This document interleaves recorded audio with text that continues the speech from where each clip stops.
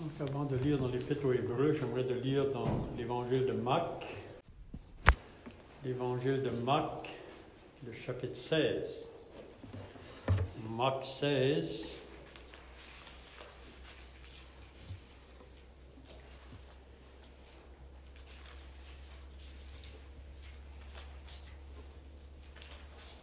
Et on va lire le dernier verset.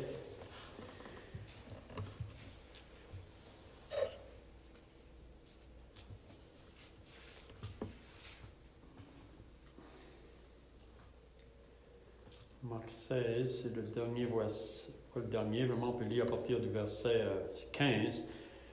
Jésus, en parlant à ses disciples, avant de s'en aller au ciel, il pouvait leur dire, puis il leur dit, allez par tout le monde et prêchez la bonne nouvelle à toute la création. Celui qui croira et qui sera baptisé sera sauvé. Mais celui qui ne croira pas sera condamné. Surtout le verset 17. Voici les miracles qui accompagneront ceux qui auront cru en mon nom. Ils chasseront les démons. Ils parleront de nouvelles langues. Ils saisiront des serpents. S'ils boivent quelque breuvage mortel, il ne leur fera point de mal. Ils imposeront les mains aux malades, et les malades seront guéris.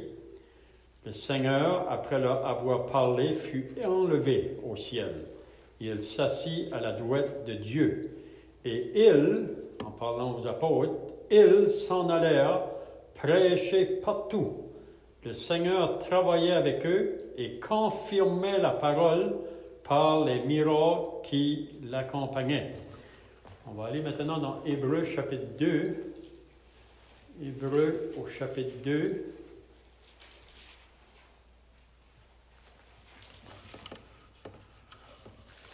Hébreux au chapitre 2 et le verset 4. On lit Dieu. Peut-être qu'on pourrait lire avant, là, juste au verset 2. « Car si la parole annoncée par des anges ont eu son effet, et si toute transgression et toute désobéissance a reçu une juste rétribution, comment échapperons-nous en négligeant un si grand salut qui, annoncé d'abord par le Seigneur, nous a été confirmé par ceux qui l'ont entendu.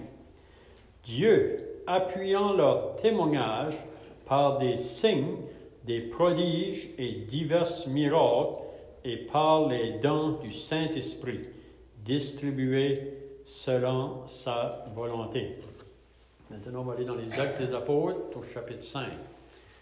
Les Actes des Apôtres au chapitre 5. J'aimerais de lire la fin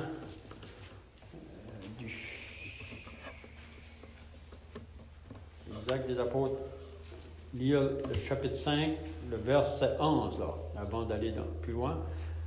Donc, on lit une grande crainte s'empara de toute l'assemblée et de tous ceux qui apprirent ces choses. Verset 12.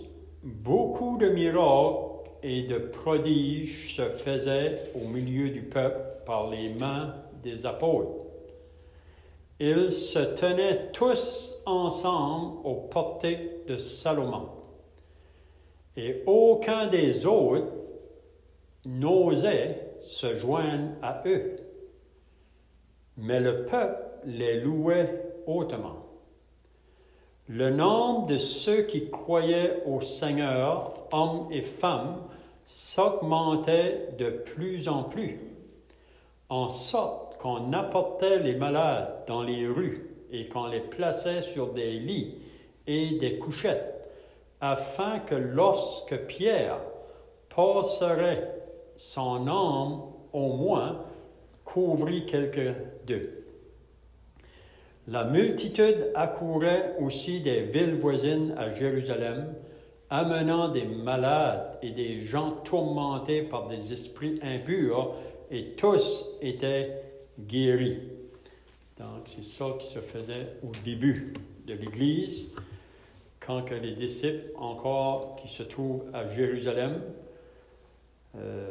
on veut les arrêter, mais ils continuent à obéir aux commandements que le Seigneur les a laissés avant de partir.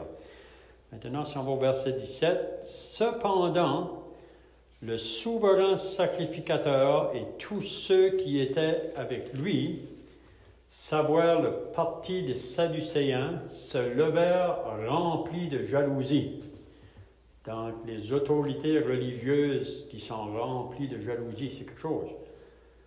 Puis, ils veulent arrêter cette œuvre-là. Ça dit, ils ont mis les mains sur les apôtres et les jetèrent dans la prison publique. Donc, c'est pour la deuxième fois. Ils sont encore jetés en prison. Mais c'est beau de voir qu'est-ce qu'on lit après, là. Mais un ange du Seigneur, ayant ouvert pendant la nuit les portes de la prison, les firent sortir et leur dit, « Allez, tenez-vous dans le temple et annoncez au peuple toutes les paroles de cette vie. » Ayant entendu cela, ils entrèrent dès le matin dans le temple et se mirent à enseigner. Le souverain sacrificateur et ceux qui étaient avec lui étant survenus, ils convoquèrent le Sanhédrin, donc toute l'assemblée de cette autorité religieuse.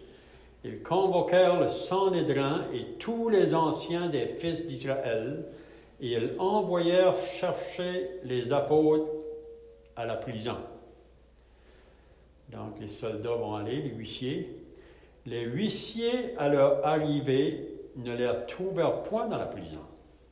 Ils s'en retournèrent et firent leur rapport en disant, « Nous avons trouvé la prison soigneusement fermée et les gardes qui étaient devant les portes.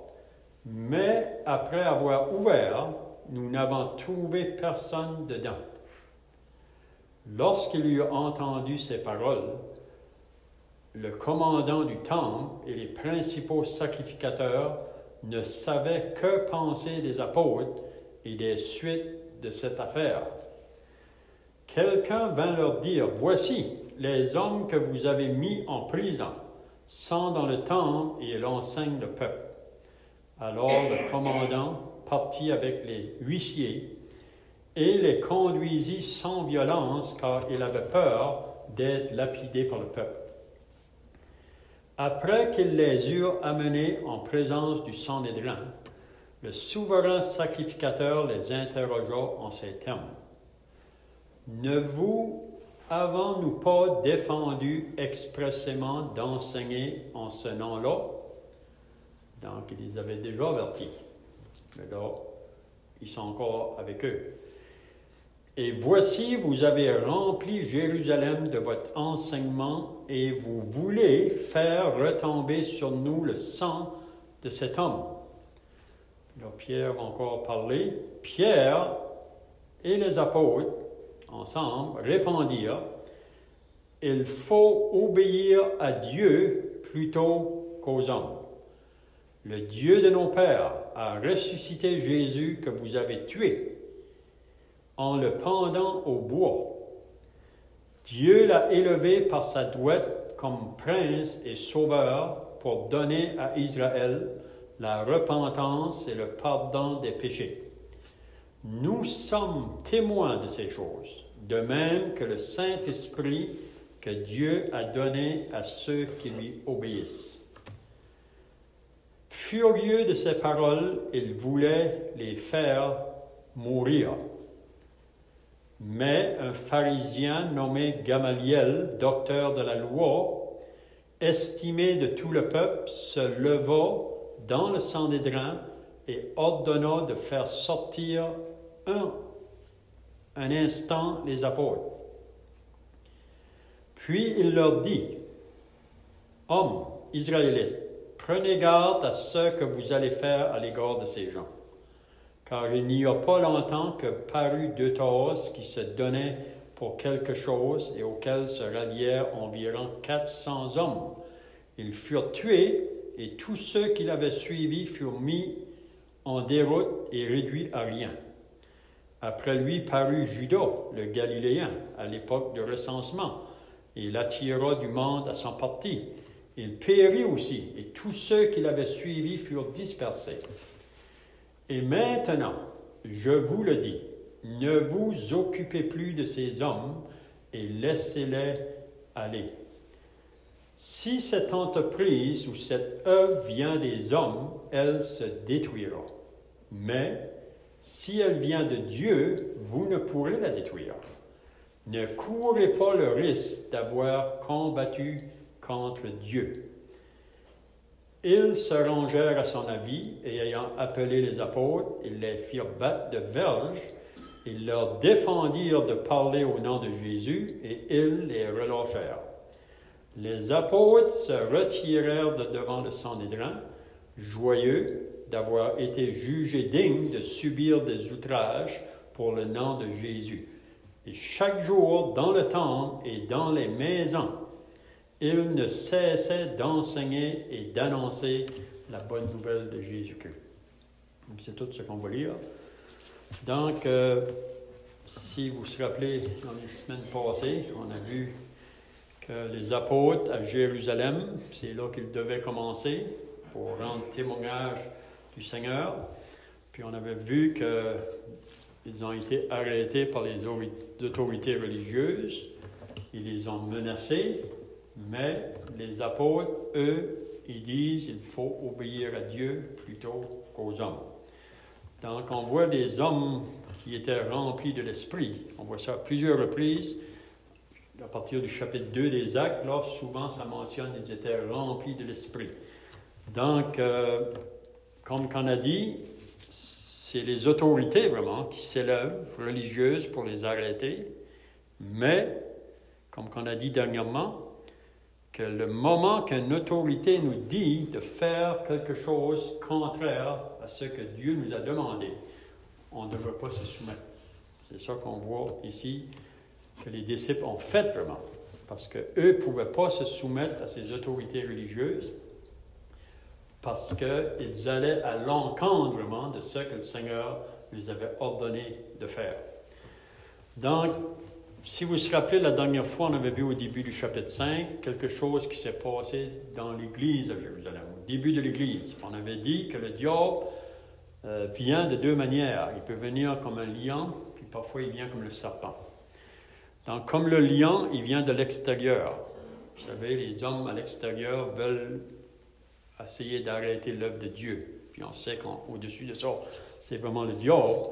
Il va faire tout son possible. Il va utiliser le monde autour pour arrêter l'œuvre de Dieu. Puis s'il ne peut pas le faire de l'extérieur, il va essayer de s'infiltrer à l'intérieur du peuple de Dieu, soit pour amener quelque chose qui va empêcher l'Église, on peut dire, réunie, de travailler pour cette œuvre-là. On avait vu à propos de deux personnes qui avaient fait quelque chose, mais pas avec honnêteté. Puis on sait, comme on a vu là, que ces deux personnes-là, Ananias et Saphira, ont été tuées, doit être là, parce qu'ils avaient menti au Saint-Esprit.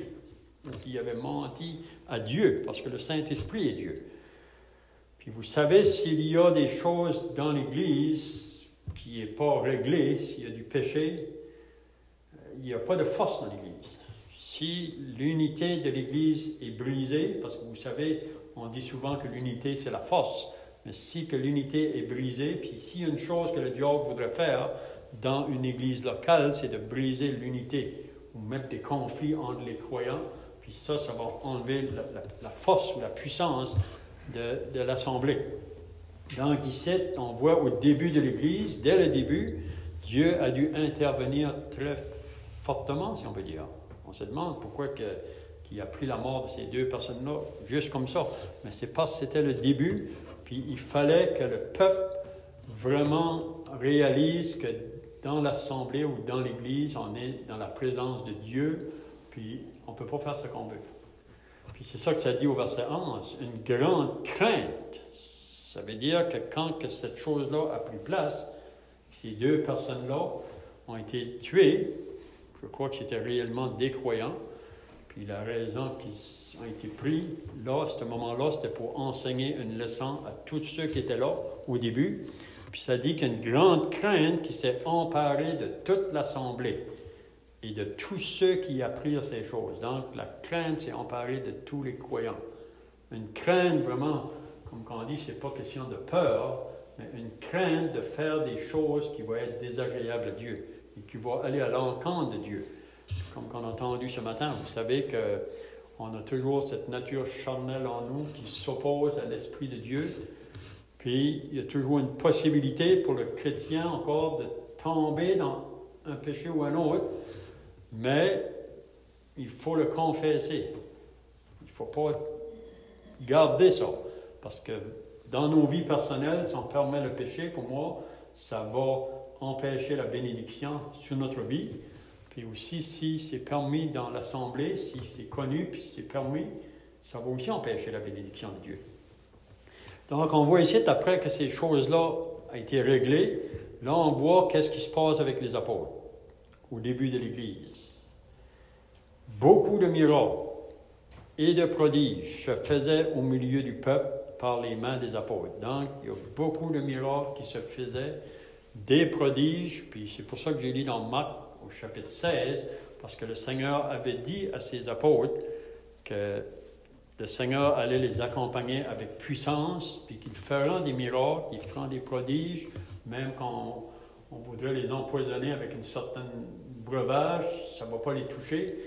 Le Seigneur était sur eux autres qui agissaient avec puissamment au début de l'Église.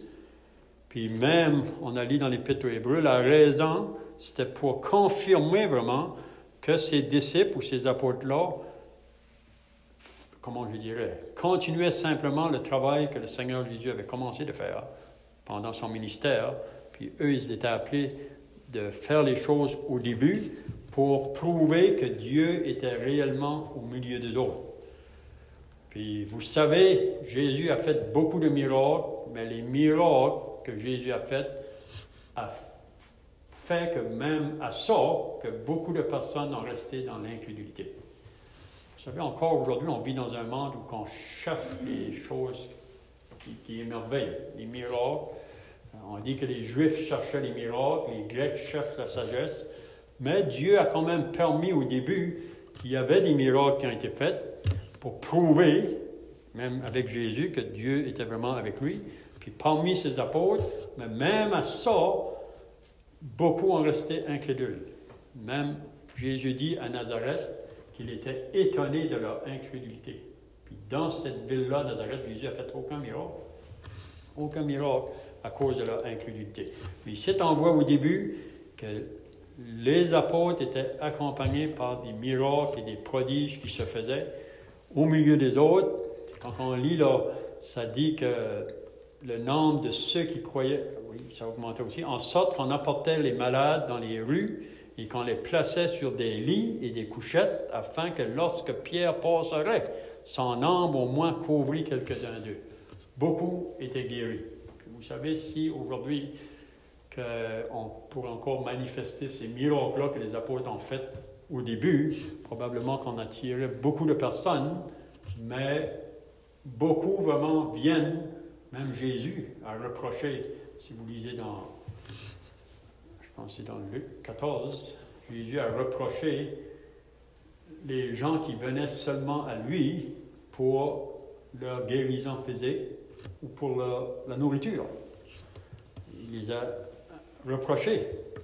Parce que si on avait lu dans Jean 6, Jésus a dit à un moment donné, « Travaillez non pas pour la nourriture qui périt, mais travailler pour celle qui subsiste jusque dans la vie éternelle. » Parce que ce n'est pas le côté physique et matériel qui est plus important avec Jésus. Il a fait, il a guéri beaucoup de personnes, il a prouvé qu'il était Dieu manifesté en chair, mais vous savez que la même foule qui l'ont suivi, qui ont été guéris de leur maladie, Quand que le pilote a demandé qui voulez-vous que je vous relâche, ils m'ont crié relâche-nous Barabbas et crucifie Jésus. Beaucoup de cette foule-là qui l'avait suivi. Donc, ce n'est pas la majorité qui va le suivre comme des disciples. Beaucoup sont prêts à le suivre pour voir les miracles, pour les choses physiques et matérielles, mais les suivre Jésus comme un disciple, c'est une autre chose. On voit ça même dans Jean chapitre 6, qu'il y en a beaucoup qui l'ont abandonné. Beaucoup de ses disciples, ça dit, l'abandonnèrent parce qu'ils trouvaient que ces paroles qu'il disait étaient trop dures. Donc, on sait aujourd'hui qu'il y a encore des personnes qui réclament, qui font encore toutes ces choses-là. Mais il faut faire bien attention, parce que Jésus a dit dans Matthieu chapitre 7, « Ceux qui me disent Seigneur, Seigneur, n'entreront pas tous dans le royaume des cieux. Mais celui-là seul qui fait la volonté de mon Père qui est dans les cieux. » Il dit beaucoup en ce jour-là. Donc, au jour du jugement, il y a beaucoup de personnes qui vont dire, « Seigneur, on a prophétisé en ton nom. » C'est ce qu'ils vont dire. « On a chassé des démons en ton nom. On a fait des miracles en ton nom. » Qu'est-ce que Jésus va leur dire? « Retirez-vous de moi, vous, ouvriers d'iniquité. » Puis il dit, « Je ne vous ai jamais connu. » Je ne vous ai jamais connu. Il ne dit pas, « Je vous ai connu, je ne vous connais pas. » Donc, il faut faire attention. Aujourd'hui, il y a qui réclament encore de faire. Puis moi, je crois qu'il y a des choses qui se passent, qui est réel. Mais ce n'est pas toujours associé avec la puissance de Dieu, c'est avec l'esprit du mal, vraiment. Donc, mais ici, on voit que c'était des choses réelles qui venaient vraiment directement de Dieu. Puis c'est pas qu'on veut minimiser la puissance de Dieu. Je crois que Dieu a encore la même puissance aujourd'hui qu'il y avait hier, aujourd'hui, éternellement. Il peut encore guérir les malades, il peut encore... Mais on voit que ce qui se passait au début de l'Église, après un certain temps, ça y allait se retirer tranquillement. C'était un changement de transition. Mais ici, on voit au début que c'était très fort. Donc, au verset 17, quand ce qu'on voit, là, les souverains sacrificateurs, toute la cohorte de religieuses vont se réunir ensemble. Il faut arrêter ces hommes-là. Il faut les arrêter. Puis, c'est très fort, c'est très fort. Il dit qu'ils vont les arrêter, puis ils vont les jeter dans la prison. Mais là, c'est beau quand on voit ça. Les apôtres, on peut s'imaginer, là, arrêtés, jetés en prison. Ça fait la deuxième fois. Puis ils savent pourquoi ils ont été jetés en prison. C'est parce qu'ils ne veulent pas arrêter de parler au nom de leur Sauveur. Donc, ils sont en prison. Vous savez que si nous, on serait arrêtés aujourd'hui, là, vous savez, il y a des places que c'est de même. Hein? Il y a des places dans certains pays, qu'il y a des croyants qui se réunissent comme nous, puis poussés par les autorités, ils viennent les arrêter puis nous amènent en prison. Puis imaginez, on s'en va tout en prison, à cause qu'on veut mentionner la parole de Dieu ou parler de la parole de Dieu. Donc les disciples sont là, mais pendant qu'ils sont en prison, ça dit qu'il y a un ange du Seigneur qui est venu pendant que les soldats étaient là devant la porte, les portes étaient embarrées, puis l'ange du Seigneur a fait sortir les disciples de là, sans même que les gardiens s'en aperçoivent. C'est au-delà de notre raisonnement humain, ça va au-delà de nous. Mais c'est ça, avec Dieu, qui veut nous faire comprendre que si on va marcher dans ses voies, on va obéir sa parole, il va toujours être à notre côté. Même face à de la persécution ou de l'opposition de la part de ce monde qui nous entoure. Donc, il sort ces personnes-là de là. Puis le matin, le Sanhédrin et tous ces chefs-là, ils se rassemblent, puis là, ils envoient les soldats pour chercher les apôtres en prison. Mais quand ils vont arriver là, ils voient que les gardiens sont là, les portes sont barrées, mais quand ils ouvrent, les apôtres ne sont plus là. Vous imaginez. Les apôtres ne sont pas là. Puis là, ils vont aller rapporter ça aux chefs religieux. Puis ça aurait été assez, vraiment, pour prouver l'évidence que Dieu travaillait avec les apôtres. Ils réalisaient ça.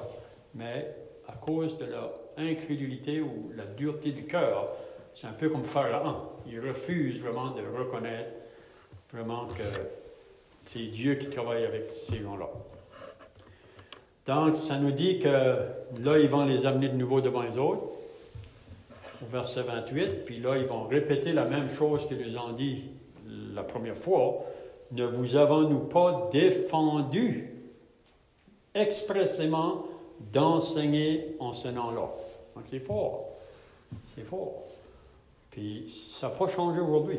Pensez pas que ça a changé. On vit dans un monde, peut-être ici au Canada, qu'on a une liberté, nous, comme chrétiens, un peu plus qu'ailleurs, mais ça n'a pas changé. Le cœur de l'homme reste le même. Puis si on va faire quelque chose, quoi que ce soit, pour l'œuvre de Dieu, il va y avoir des obstacles, l'opposition de la part du monde inconverti. Il dit, on vous a défendu. Et voici, vous avez rempli Jérusalem de votre enseignement et vous voulez faire retomber sur nous le sang de cet homme. Donc, qu'est-ce qu'on fait? Pierre et les apôtres répondent la même chose qu'ils ont répondu la première fois. Il faut obéir à Dieu plutôt qu'aux hommes. Puis là, on voit qu'ils vont dire à ces chefs religieux-là, c'est très fort. Il lui dit directement, vraiment, qu'est-ce qu'ils ont fait. Le Dieu de nos pères a ressuscité Jésus que vous avez tué. C'est vous qui avez mis Jésus à mort. On sait que Jésus devait mourir, mais c'est à cause du péché de l'homme. En le pendant au bois, Dieu l'a élevé par sa droite comme prince et sauveur pour donner à Israël la repentance et le pardon des péchés. Donc, on sait que le Seigneur Jésus, par sa mort à la croix, il a accompli l'œuvre que Dieu lui avait demandé de faire, puis que toute personne qui va mettre sa confiance dans cette œuvre, il faut premièrement la repentance. Au moment que l'homme se repent, puis met sa confiance dans l'œuvre de Christ, il reçoit le pardon des péchés. Puis Pierre dit, nous sommes témoins de ces choses. Donc, Pierre et les apôtres, ils sont des témoins oculaires. Puis pas seulement qu'ils ont vu, mais qu'est-ce que ça produit dans leur vie. Vraiment, le Saint-Esprit les a remplis, puis aujourd'hui, ils ne peuvent pas s'arrêter de dire ce qu'ils ont vu et entendu. Face à des menaces, face à la mort. C'est ça que ça dit après. Furieux de ces paroles, ils voulaient les faire mourir. Donc, les chefs religieux voulaient faire mourir les apôtres. Ils ont décidé, comme ils ont fait avec le Seigneur, comme ils ont fait avec Étienne. On va lire ça dans le chapitre 7 plus tard, le premier martyr chrétien. Ils l'ont lapidé. Mais là, on voit que Dieu va intervenir. Vous savez, comme on a entendu déjà dans le livre de Daniel, Dieu, parfois, peut délivrer l'homme qui marche par la foi face à la fosse au lion, face à la fournaise. Dieu a délivré ces gens-là. Mais il y en a d'autres, si vous lisez dans Hébreux, à la fin surtout de l'Épître aux Hébreux, chapitre 11, vous allez voir qu'il y en a plusieurs que Dieu n'a pas délivrés par la foi. Ils ont été jusqu'à la mort. Ça, c'était encore pour la gloire de Dieu. Mais là, on voit ici que Dieu va intervenir le moment que ces hommes-là veulent faire mourir les disciples, ces apôtres. Ils ont lapidé, ils ont mis à mort. Mais là, il y a un homme qui s'est élevé au milieu des autres. Pourquoi que c'était un homme qui était très fort au milieu des autres, un pharisien, ça dit, qui était nommé Gamaliel. On sait que c'est lui qui avait instruit l'apôtre Paul, un docteur de la loi. Il se lève au milieu des autres, puis là, il va dire seulement une parole qui va les faire changer d'idée. Mais Dieu est en arrière de ça. Dieu était en arrière de ça. Donc, ce qu'on va dire pour terminer, il dit, et maintenant, verset 38, c'est ça qu'il dit à ces hommes-là. Et maintenant, je vous le dis, ne vous occupez plus de ces hommes. On va leur dire, laissez ces hommes-là tranquilles. Et laissez-les aller. Si cette entreprise ou cette œuvre vient de Dieu, elle se détruira.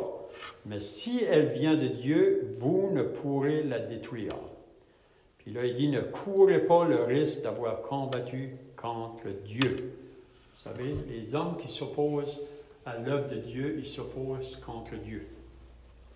Puis là, ça nous dit que ils vont écouter Gamaliel, ils ne vont pas mettre les apôtres à mort, mais quand même, ça dit qu'ils vont les faire battre de verge, puis ils vont encore les défendre de parler.